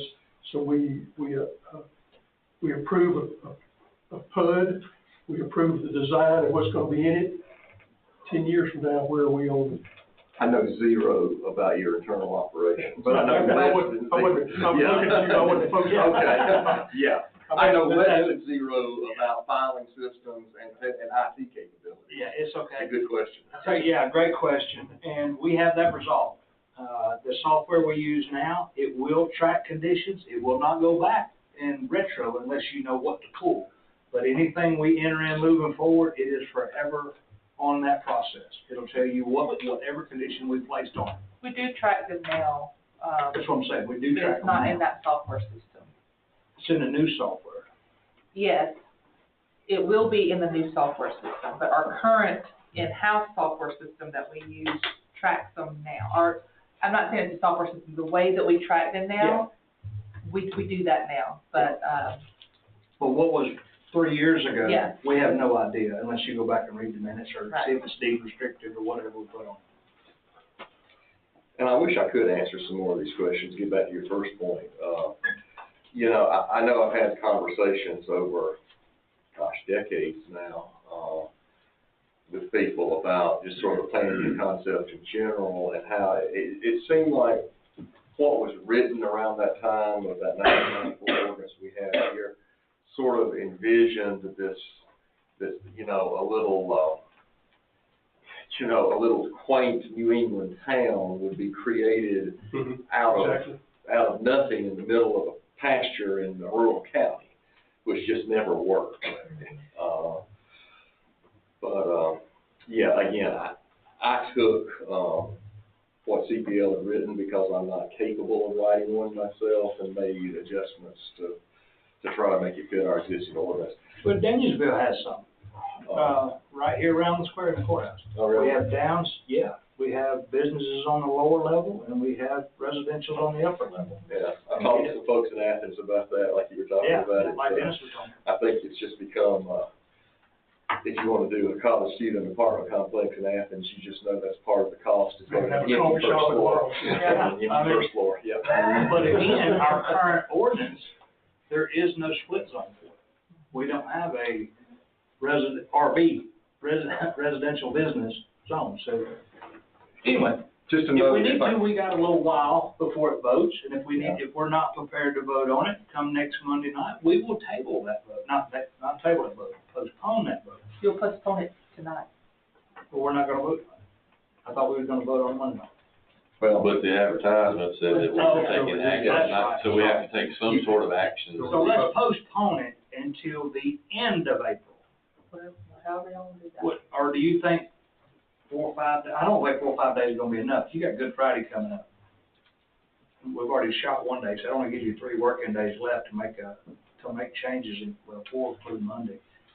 Mike, do you think you can get any of those little bit of questions possibly looked into, or maybe need to tweak it? I don't think so. well, I don't think I've heard any questions I can really respond to beyond what I have. We'll get them to you in an email. They're planning questions, they're Yeah. not. And yeah. that's what I was fixing to say, this is a tough thing to say, and I know we're all struggling with this CPL thing's been tough on all of us. A PUD, to me, demands that we have a planner sitting in the office. All right. We'll So take that, this back up on the end of April. So is that a motion by Commissioner Chandler and a second by Mr. Doster? Is that what I saw? To postpone the vote to Yeah. the last meeting in April. Yeah, which gives us 1 month to Okay. decide how we want to move. You can put my name on one of them, that's fine. Mr. Chandler? That's sort Have a motion and a second, there you go. But that gives us 30 more days to look at this and possibly reach out to CPL for recommendations and see what they got. We're going, Well, actually, vote. Yeah, I'm coming around the table. So I have a motion and a second, and Commissioner Kirk, it's on you. yes. Yes. Yeah. All right, number 9 has been Can I resolved. just mention one other thing or two? Yes, sir. The other two of the adjustments that hit me that I made from CPL, one, they require that a PEDs also be tied to a transfer of development rights. Since we don't have those in our zoning ordinance, I took that out for this one. The other thing is that in their table of, the possible uses you can mix, they actually did not have an active recreational one. So I put that in, knowing the experience with the roads. Not being a planner and specifically not being a planner with CPL, I don't know if those are good ideas or not. Okay. I tell you what, we'll take the final version you have and send it to them, because it may be easier to work backwards Right. than it is forwards. And plus, to Canova's point and to the P&Z board, you have made a few changes. Yeah. And I think it is best it is postponed to give even them a chance to look at it after the fact, because they may reconsider even if we did. All right, moving on. New business. Consider appointing Russ Nick to the. No, we got old business. We got old business. Oh, yeah, sorry, I skipped, I put a check line a minute ago just talking. Old business, consider a beer and wine license for the Rose Golf Club Incorporated. This has been completed, Yep, verified. they've met everything, passed everything, paid everything's up, good to go. All right, I'll entertain a motion, gentlemen. I'll make a motion. Have a motion by Commissioner Kirk. Second by Commissioner May. Any discussion, gentlemen? Commissioner Doster? Yes. Do you have any opportunity for discussion? And this is just a question. Oh, sure. A beer and wine license is not transferable, is No. So it did change hands. it? And we have to go through the process.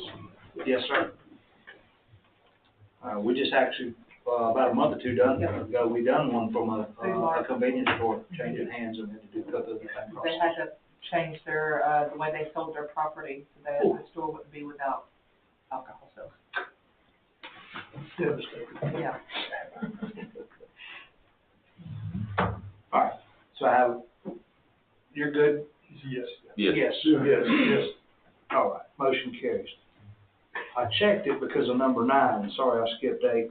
New business, consider appointing Russ Nix to the industrial development, actually, Under old business, do we need to do I need to have a postponed vote to Monday? No, we don't need to postpone. No, that's a discussion. Yeah, it was just discussion. Consider appointing Russ Nix. Well, I do want to point out, I did put this mini master plan that, Commissioner Adams wanted me to put together for the water department. These are just some projects that we are working on internally that they have presented to you guys when we did the transition of the water department. So a lot of this is being paid for with SPOS funding and then water department revenue through the enterprise fund. So I put some numbers in there. I was met with Rodney, Stephanie, and Ms. Susan Payne last week, and myself sat down and went through some stuff and figured out that we prioritized and put projects in order by funding. So I hope that helps kind of give some overview internally what we're doing and how we're bringing things online too. So if y'all have any questions on that, I can answer a good bit of those as well. Perfect. Consider appointing, a new business, consider appointing Russ Nix to the Industrial Development and Building Authority Board. I'll make a motion to appoint Russ. Second motion. Have a motion by Commissioner Doster, second by Commissioner Chandler. Any discussion, gentlemen? Yeah, for everybody's thought, for use, talk to Russ, he's excited, he's met with him, I think some of you have met with him, and talked about it. He's excited to take this opportunity to volunteer with it. He is at a son's soccer game tonight, he didn't want anybody to think that he was just not skipping that. He taking his priorities with helping out his kids, so. Yeah. I think before we go any further, David, you got some notes on that? Just a couple of things. Despite the fact I took him to lunch, he went to our board meeting last week, he still wants the job. And I will tell you, this will increase our governance and experience significantly. And I'm really happy that he was interested and you coerced him to consider it. We have a lot bubbling, a lot going on. We have a good board, and this is going to help us a lot. Thank you, David. All right, so I have a motion and a second. Any other discussion, gentlemen? Commissioner Adams? Yes. Yes. Yes. Yes. Yes. All right, consider approving an amendment to the agreement between Madison County, Georgia, and Advantage Behavioral Health Systems. So this is an amendment to the current agreement for the opioid use fund and the mobile unit that they now have. They're going to park it in our parking lot. We've got reserved spots. They have paid to upgrade some power outlets and stuff for them to use, and how they're going to pay their portion of a power bill to the county to use that space. Yeah. So that's what all of this is, who's responsible for what. Do I have a motion, gentlemen? When we approve the amendment. Motion by Commissioner Chandler, do we have a second? Second by Commissioner Adams. Any discussion, gentlemen? Hearing none, Commissioner Chandler? Yes. Yeah. Yes. Yes. Yes. Thank you. Consider approving a resolution for the Madison County Hazardous Mitigation Plan. So, 2030. a few months ago, y'all approved the actual plan, and then it went through its final review at the state level with the EMA department, and then this is the resolution to formally adopt and implement the plan. So once we had it drafted, we sent it off to have it reviewed, and it's now back to approve. So nothing in the plan has changed. We've got your executive summaries and other paperwork attached to this as well. Chairman, I'll entertain a motion. The plan be approved and presented. Motion by Commissioner Chandler, second by Commissioner May. Any discussion, gentlemen? Yes. We're gonna look at the meat and potatoes on this is on the last page of this. The first item on there, and the second item, the third item, I think we've taken care of. The first, second, fourth, and fifth, I think that we need to, as we approach our budget year, we need to try to figure out what we're going, how we're going to facilitate that, and the magnitude of which we're going to attempt to facilitate that. So I will say too, when we do the mitigation plan, the state lady explained to us, you put your wish list in that plan. All the things that you need if your county goes through a natural disaster, that you think that you may possibly need. So then if, and hopefully not, that natural disaster happens and there's things that you need or that we request funding for, that request must be in this plan, whether we have it or not. So the city of Comer actually just, they had applied for a new generator, and because we have this plan in place, they were able to apply and receive that generator through this county and citywide mitigation plan. It's not necessarily a have-to list. Correct. But, These some are of the opportunities. mitigation strategies identified. Yes, correct. Thank you, Commissioner Adams. I can't remember who it's on. Commissioner May, is it on you? Yeah. Yes. Yes. Yes. Thank you. Consider approving, corrective quitclaim deed. Yep, this is for, we found this not too long ago, just a few weeks ago, and it was just some typo errors when we transferred the IDA water properties. This is for the booster pump, at the Waffle House. The lift station. Lift station, I'm sorry, lift station. We just had to correct the verbiage in this. Yeah, I think it was just the parcel size, I believe that's what it was. No. Well, The IDBA deeded to the county the Waffle House. Yeah. Correct. So just to. All right. Yeah. That's what I was thinking when I heard it. Which of course is void, because you don't, Yeah. IDBA doesn't own it, but, You don't even want to know what I the actually called Daniel, the dirt lawyer. I called Daniel and said, what do we do? And he suggested a corrected quitclaim deed, so. Does that mean I shouldn't have had to pay this Right. fine when I ate that? Yeah. Yeah, you go tell him that. You got Tell him I employees. said so. You old as place. Yeah, just imagine you went from waffles to a lift station. That's all I'm gonna say about it. Yeah. All right, gentlemen, I'll entertain a motion. So, All right, I have a motion by Commissioner Adams, second by Commissioner Doster. Any discussion, gentlemen? Now that you bring up the lift station back there, what is the lift station, what is it sized for?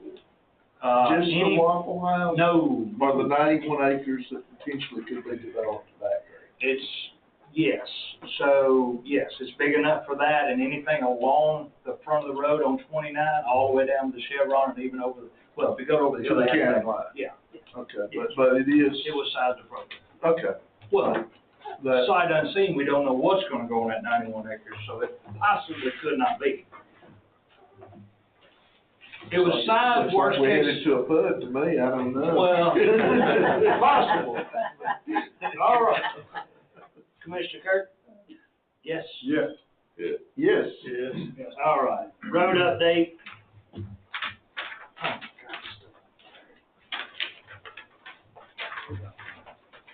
Y'all can give me y'alls if you want, and I'll start writing. Yeah, let's start. Go ahead. You number one. First, again, the Sanford Rogers Mill Road I wish that everything we were responsible for were paid to the level that those two roads have been done. If possible, if we could get and I assume it would be our crew now because the contractors have vacated the property, at the corner of the Nowhere Road and Sanford Road, they've got their sign still left there that's related to workman's comp and their panel and things like that. And also there are a number of signs on the Sanford Road that are related to the paving and with the water line on the side roads that basically say utility construction or whatever. If we could get those taken out, a couple of them have already been run over by folks, so. Well, when you're driving 110, we left them out there on purpose. It's just something else to dodge. I'm just kidding. No, with the width of the road now, most of the folks are staying on the I was pavement. making sure she wasn't right. Kidding. I mean, I mean, he can enjoy driving faster on the road. Don't write. No, seriously, if we could Yeah. Police up the signage, that would be good. What you got, sir? You see, good new pothole development on Mariah Church Road. Okay. On racetrack Johnson, there's the new paver that was done last summer. There's a new sinkhole that started. They went back and patched a couple of it. There's another one closer on this end, closer on Highway 98 end.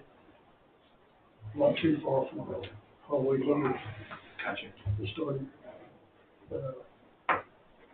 road department mowing, roadside, the limb mower. Yeah. Been in our neighborhood lately, he does a stellar job. Yeah. They just I thought very considerate. Had a couple of neighbors, concerned about fence damage. And the reality is that the brush that he cut is what's holding the fence up. When he cut the brush down, it was Fence come back. Yeah, the fence just kind of didn't have everything holding it up. But he's finding the right of way that hadn't been there for 2 decades. Good. It really looks good. Definitely pass that on. And something for the public to know, because, I mean, that's ongoing sidearm cutting. We're not butchering the trees. And if you go to Franklin County and/or Hart County right now, you'll see the exact same thing. Nobody's doing anything wrong. The machines that we use, the way they cut, it's just an aerial bush hog. It makes it look choppy, but if you'll wait till the leaves come out, it'll look a lot better. They're not killing them or just cutting them back. But we get a lot of complaints about, well, they left a mess. No, that's just what it looks like when you first cut it. Landowners are welcome and invited to do their own pruning. That would be Correct, because, yeah. before you get there.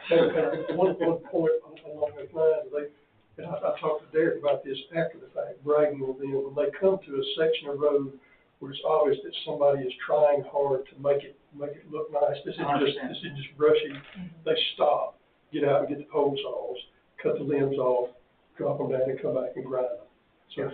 So they bypass it with the butcher. They use that for brush cutting, but if somebody's trying to have some nice trees there, they stop what they're doing and get out the pole saw. And I thought, wow. Yeah, we've been very fortunate. In fact, called and got permission. If we want to do this, I said, oh, yeah. Good deal. I got another. Wow. I'll reiterate, Culver County Hills near the brush creek, there's a couple spots that's just coming apart. There was a cone or something out there a couple weeks ago. The cone's gone now, but it's just right at the shoulder and it's going to deteriorate quickly and it's going.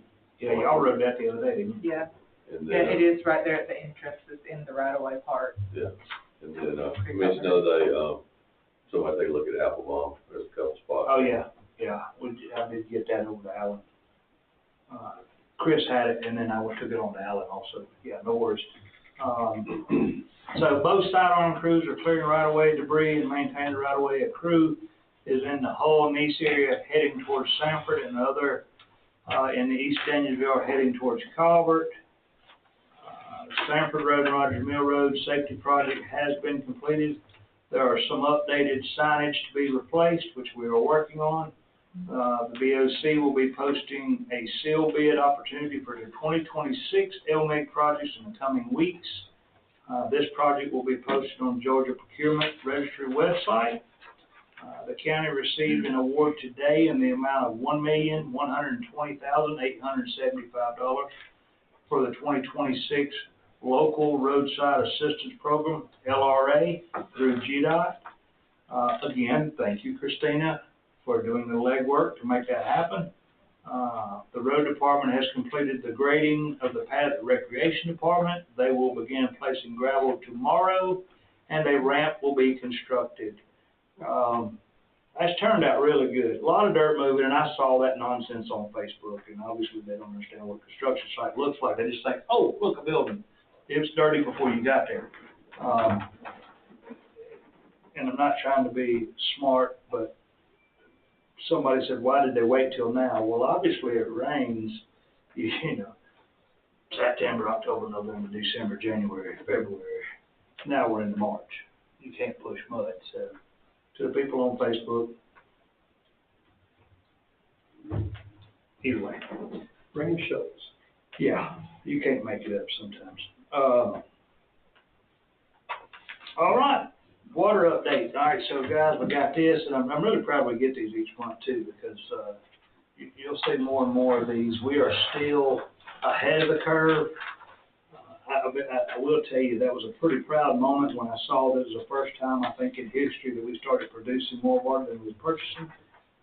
But now we have some opportunities to continue to purchase, or to continue to produce water and be able to sell water. So, if you have any questions with this, give me a call on produced water, purchased water, or pricing, or reach out to Stephanie Wilson. She's done a really good job putting these things together for us, and I'm very thankful. Statements, remarks from citizens. Yes, sir. Okay. Huh? What? You in the back? What? Talking about the roads to the side arm cutter, thank you very much for sending the crew down into Harrison, especially the Hannah Creek Church Road. It needed it real bad. It looks much better now. Thank you for that.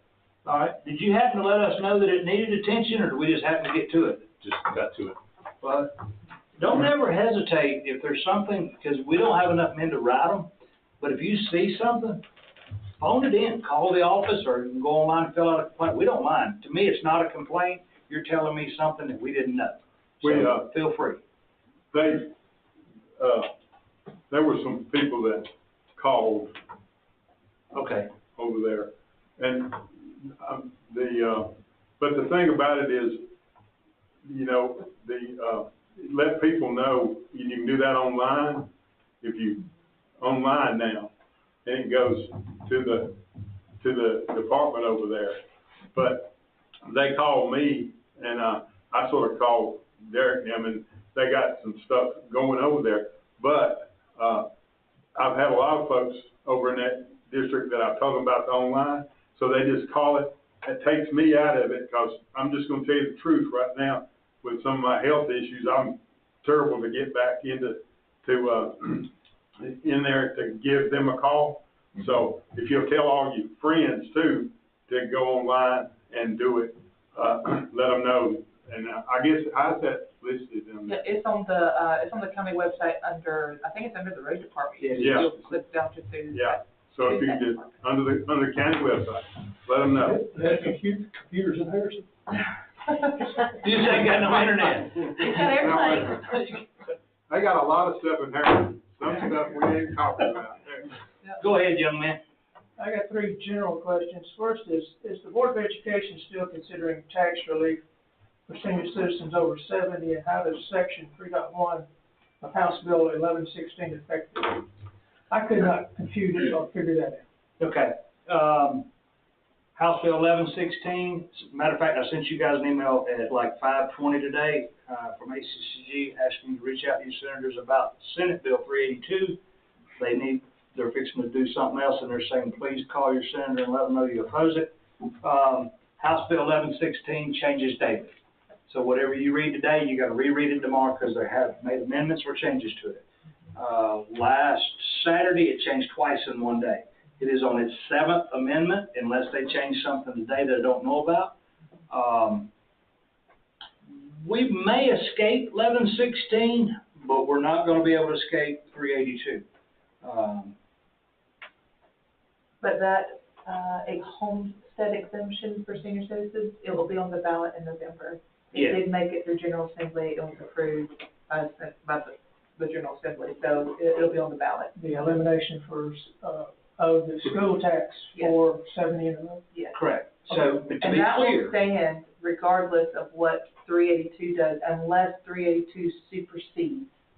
Then that's the reverter clause in there that'll pull that back out. What I read of 1116, it's terrible. It's horrible. I ain't no joke. Okay. The second question I have is, are more details available about the possible application in the south part of the county of the $2 million wastewater treatment grant? And hopefully, the upgrade or removal of the sludge pond beside Rice Landing subdivision is considered as part of it, because the recent development beside the VA center may put a greater strain on it. Okay. They put an RV park in there, which is going to put a whole lot more. And I understand that the drainage from Ingalls comes over to that sludge pond. Yeah. So I'm going to go back first to the 75,000, right? So it's 70 years old, 75,000 tax relief. It's not a total wipeout of 70-year-old total tax relief. $75,000, which is equivalent to a 200,000 tax bill. Oh, okay. All right, but, it does have a reverter clause in it. I think the reverter clause is in 116. I don't know that it's in 382. I haven't read that far because again, it keeps changing. But 382 is gonna mandate some big changes for the county. Originally, 1116 was. They're making it better each day, but 382 is getting worse each day. Either way, I don't see a good way out of it because it's an election year for governor, lieutenant governor. And when you see those, they try to make big impacts, try to get votes, and you're the sacrificial lamb, the same as I. The sewer treatment plant, our plant currently runs at 10% capacity. It's a 50,000 gallon plant running at 10,000 gallons a day. So it will not strain the plant. It'll actually make the plant a little bit better because we need more liquid than we do solids coming in currently. The $2 million grant will not do away with the pond. All wastewater treatment plants have a pond attached to them in some sort, but what it will do is do away with the land application that it's currently doing to do a river discharge. So you don't have, the water going in that field is supposed to be perfectly clean now, or EPD will not let you do that. They monitor it. Not saying the smell that you're getting is not off the pond, because that is very possible. I get a lot of complaints about that. Yeah, we do. I can't explain that one. Some years we get a lot of them in July. There's some years in July we don't get any at all. So I don't know if it's just whichever way the wind blows. We got the other one's right here behind the high school. I mean, it's directly in the back door of the high school, closer than any home over there. And we've never had a complaint from the high school about smell. So I don't really know what's going on there. Like you're gonna change it if you complain. Yeah, you can't change it. You go there in the evenings and you notice it. Yeah. Really? Yeah. Huh. And it may be. I'm not saying it's not. The fact is the state don't have a real good way to make adaptations to ponds. You're not allowed to, really, you can't widen them, you can't deepen them, you really can't do anything except for try to make it better. The state has created standards, raised those standards tremendously as to what the outfluent can be, which has put a lot of cost measures to counties and cities across Georgia. But they are trying to do a better job in that. We meet all state requirements. I don't know that we've ever failed it on the sewer side. But One last question, it's sort of a personal question. The hazard mitigation plan suggests homeowners install storm shelters. Are permits required for them under section 9.4.1 if they are prefabbed? Under the existing requirements, you have to have a site plan and permit. But would you need that if you bought a steel prefab storm shelter? Are you talking about a safe room or a storm shelter? A storm shelter and safe room are two different critters. Safe room is typically located within the structure, and in the sense that it's prefab, you would probably need to get a permit to have electricity wired into it. But I don't believe that we have anything that mentions it in any ordinance that we have regarding the purchase of a prefab safe room to install in your home. Well, Now, if you go out in the yard and you build as big a storm shelter, you're disturbing the earth, and Eddie's probably gonna want to see that. These they call them tornado shelters, are actually inside or outside. Yeah. And they are powered or not powered, depending on the size of them. They're just big metal boxes. Basically, you get one that's 4 by 6. You have to put it on a concrete pad. But would you have to have a site plan to put one out beside your garage? Less than 100 square feet. Less than 100 square feet. Yeah, I was fixing to say, 100. 4 by 6 would not, timber 10 or larger. Okay, so you would not have to have a permit to. Not to sit the structure there, but if you power the structure, you may. Okay. If you go to digging, as Dennis said, there's different criteria for digging versus the above ground type. Well, you have to dig foundation. Yes, I'm You have to have a referring, pretty thick concrete foundation. correct, but it's still under 100 square foot. Okay. But when you go to digging in ground, now you've got wall stabilities, collapse, you gotta worry about. Oh, yeah. That's a whole different deal. No, it's like a big metal box that you put yourself in. Always check with the building permit office, they'll be more than happy to fill you in on it.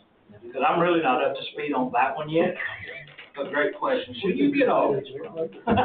Well, I do have one other question. Okay, come on, When quickly. is the leak protection plan gonna take effect? I'm sorry?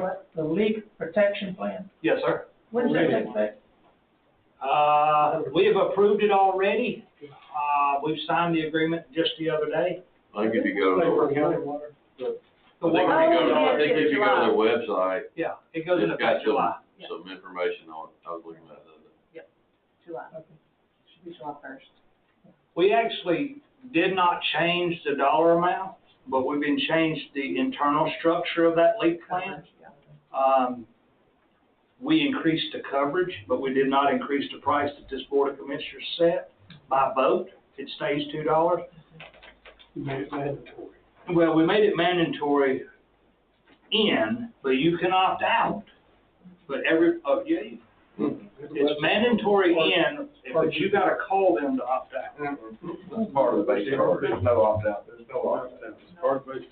Okay, well, that's something new, because Danielsville, we done it, everybody in, and then if you did not want to pay that, you could opt out, but nobody ever did. But some people says, wait a minute, what's this on my bill? It's because we mandated you in, but you can opt out. This may be different, sorry. Motion was made mandatory. Okay, I have to go back and look at the motion. I think that my recollection of it was is, how did we want to do it? Did we want to let people opt in or out? And we said, no, it's mandatory. But I don't know if it was in or out. Okay.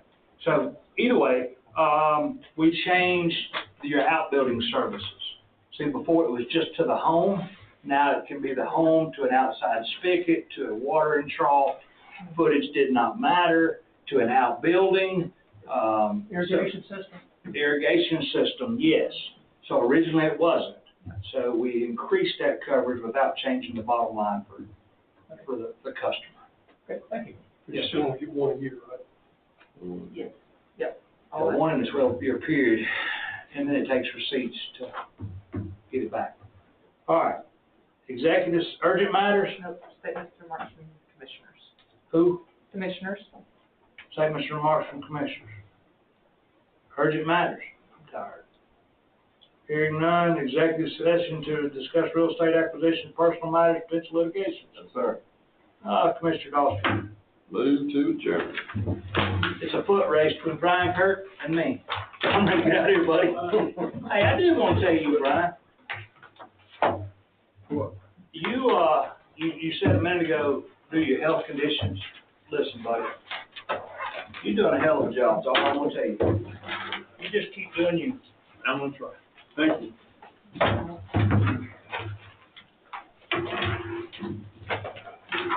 Good evening. See you, buddy, thank See you. you later. Hey, that was a good meeting, good discussion. Like always.